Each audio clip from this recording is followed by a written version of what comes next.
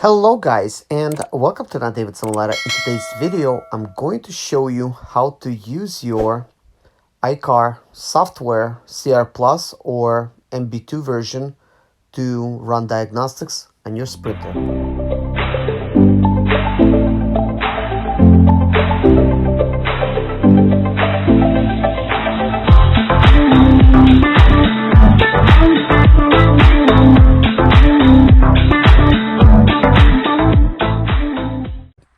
This is going to be a separate video how to actually use the iCar software diagnostic tool. I have CR Plus, how to scan newer vehicles like 2010s and up, for instance. This is a Mercedes Sprinter vehicle. It is badged as Freightliner, but nevertheless, it is a Sprinter van. It is made by Mercedes. So actually, the very first thing you want to do is plug in your OBD2 device. And for some of you that just bought this van, here's a OBD2 where it's located. You're gonna need to drop this down, and it's located right there. So I would like to be thorough as possible on this scan. All right, the very next thing you want to do is go ahead and actually turn this key twice to the on position till you see all of those things light up on your dash. Some of them will actually just light up and actually go away. So the very next thing you want to do is you want to remove it from this to here. You want to move it to scan. So we're gonna go to scan, gonna hit OK. Now you have all of these different cars. So what we want to do is we want to go down till we see Sprinter. So here we have Mercedes Sprinter. We'll click that OK. I have an updated version, so I'm gonna select version 11.21. If you haven't updated yours, you're probably gonna have version 11.20, or maybe even newer version than mine. So just select what the newer version is, hit OK. So here's the Sprinter. It also scans other vans as well. We don't have them in the States, but if you are watching this in Europe or something, here's the Vito vans that you guys have, and the Neo, you know, all of these vans, they are here. So they're also in the Sprinter bodies, I guess, but badged differently. So I'm gonna go ahead and actually hit Sprinter. Hit OK. Now you're gonna have some options here. Here's a 901, which goes to 901.6.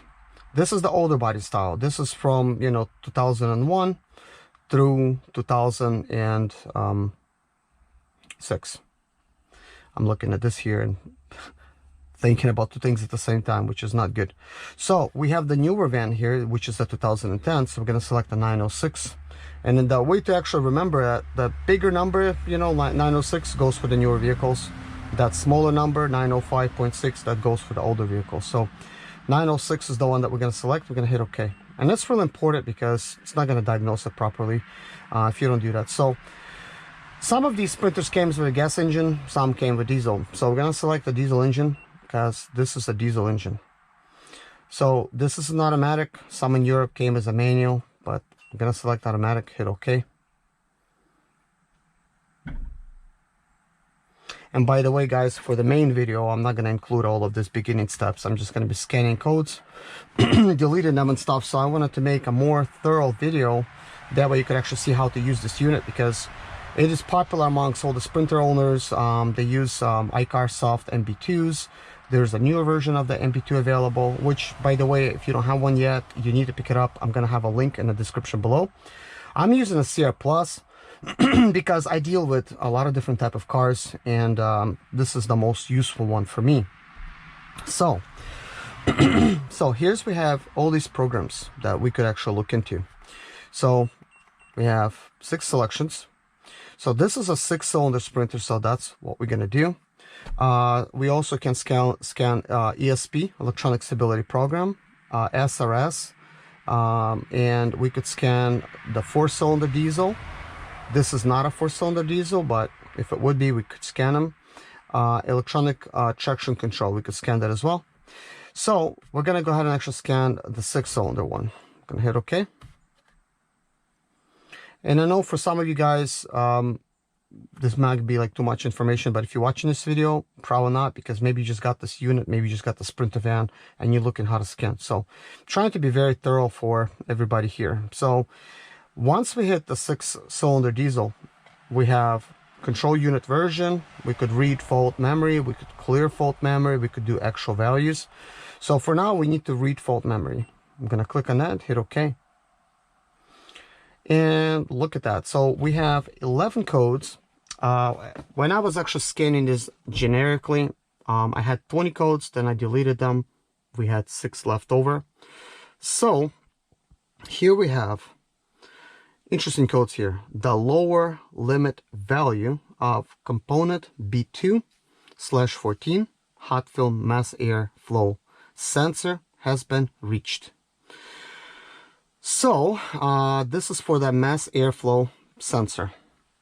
One of the ways to keep the mass airflow sensor from actually causing some problems, you could just unplug it sometimes. Sometimes it works. Newer vehicles, maybe it doesn't. But that's one of the ways to try to do that. And we have mosquitoes here. So number 2, the lower limit value of component B2/14 hot film mass airflow sensor has been reached. Pretty much the same thing.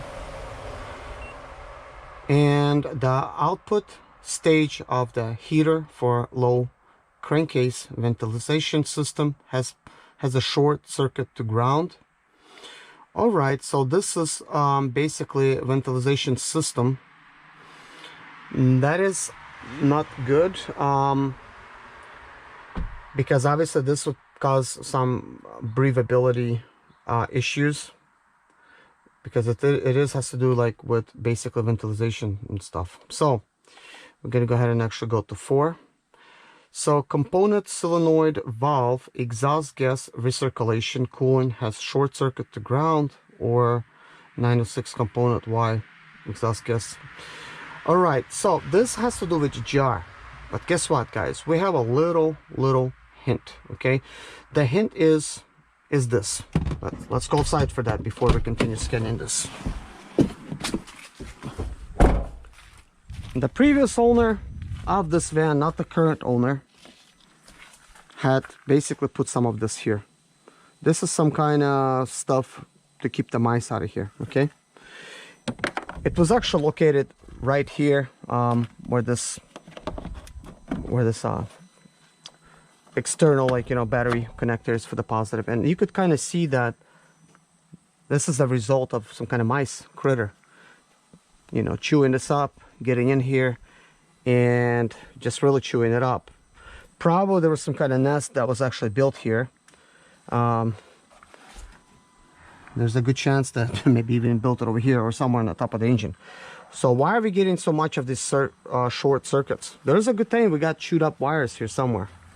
Because why would somebody have this mouse control situation? You know, there's a good chance that we have a wiring issue, because this is why we're having, let me actually close that out the door. This is why we're having a short circuit.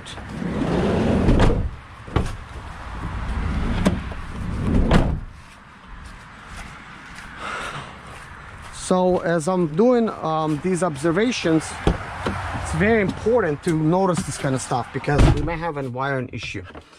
Because I'm reading, it says has short circuit, okay, to ground.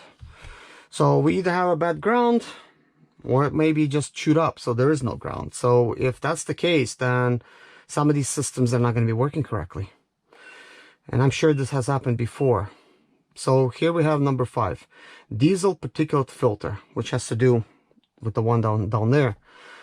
The soot content of the particulate filter is too high for regeneration. Okay, so that's what it says.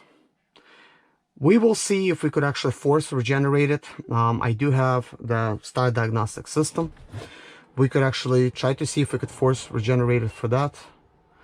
The lower limit value of component B2/14 hot film air mass flow sensor dropped below, not reached. So it seems like it's a lot of the same in these codes. The signal voltage of component B2/14 hot film mass airflow sensor is too low. Component Y77-8 boost pressure regulator has short circuits to ground. Again, short circuit to ground that is not good. And this is for boost pressure regulator. So again, this man, it does seem like a lot to me like there's a wiring problem. Component M72-2 intake port shut-off actuator sticks. Intake port shut-off actuator sticks. Okay, so what this means is it's a swirl valves and they're sticking. It probably has so much wear on there and so much soot that it just basically sticks. Component B90-2 left EKAS and position measurement sensor is defective. So we either have a defective sensor, could be very likely, this is 500,000 miles after all, could be defective, could be also that, I guess, circuit problem, but most likely it's defective. Component B90-3 right EKAS and position measurement sensor is defective again. Component B90-2 left and position measurement sensor is defective. So it's letting me know it's defective.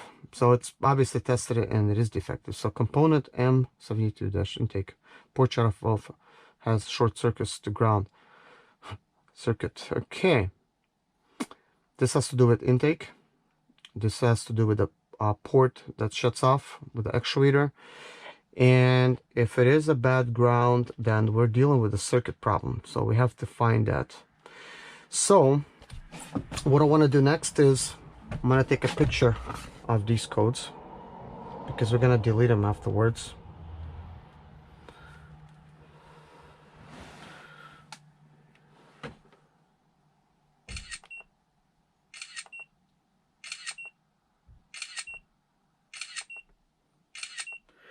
So what I want to do is take a note of the codes. If I could delete them, I don't know if the number 2 was taken. See if I could delete them. If I could delete them, see what comes back. So we're gonna go ahead and actually hit escape. We're gonna clear the memory. I want to see what comes back and what doesn't. It says clear trouble code successfully. I almost doubt that because I've been trying to clear them yesterday. Not all of them gets cleared. So we have 7 codes that still remain. It was 6 in a generic, but 7 over here. So what do we have? The output stage of heater for crankcase ventilation system has a short circuit to ground. Okay, so again, that same thing, short circuit to low. Okay. Okay, what is this? Component solenoid valve, exhaust gas or circulation coolant has short circuit to ground. All right. So guys, what is this telling me right here? We haven't driven anywhere. We deleted the codes, and yet the codes are coming back right away. All right. In a normal situation, when you delete the codes, they're gone until you actually take it for a test drive, and then they come back. So what this is telling me is there's a problem with the wiring harness. The client needs a wiring harness, and this is the first problem that I find because we are having a short circuit problem. And the reason that I come to this conclusion is we haven't taken it on the road or anything. We haven't even started it. So the van had all the codes deleted, and yet the computer obviously is engaged. Now we have the key to the second position, so it's able to read, you know, all the wires everywhere, every way they're going. Okay, so if it cannot read certain type of sensors, it realizes that the reason it cannot read them is because it's short circuit. So that is something that needs to be addressed. There's a good chance that maybe some of the wires could be fixed if you could see where they've been chewed up. And there is a chance that this wiring harness is just no good. You just need another one. So that is definitely something worth looking into. It is not something I expected, but it is definitely here. And I'm going to go ahead and take a little bit of more pictures just in case anything has changed. And this is not something that's going away just by you deleting the codes. Even if I replace some stuff, obviously these codes will still remain because of the wiring harness. So that's just the problem that we're faced with. So for, you know, good old sake, so we're gonna go ahead and actually try to clear these codes 3 times. So it's a successful, but immediately when we read the codes, it's gonna say we got 7 codes. So we're gonna escape, clear, hit yes, cleared successfully, okay, and that is that. So for the 4th time I'm clearing them, and we're gonna go ahead and actually read the codes. We still got 7. Let's go ahead and actually start this thing up. All right, so the check engine light, it is off. That is something good to note. It is off. So let's see if we could actually clear the fault codes while it's running. And it's not successful. I doubt that. It's still gonna be, I'm still gonna be here. Still got the 7. I want to see, make sure, you know, no more than 7 comes up. So at this point, the computer knows there's 7 codes, my diagnostics tool. But right now, there's nothing on the display. And this is something you might be looking at your van. You don't have no codes, but yeah, you have a problem. And what is that problem? Well, in this case, we got some wiring problems. So let's see if we can actually rev this thing over 3000 RPMs.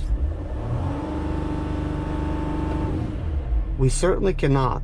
And I could actually hear the little like exhale. Look at that. Let's listen.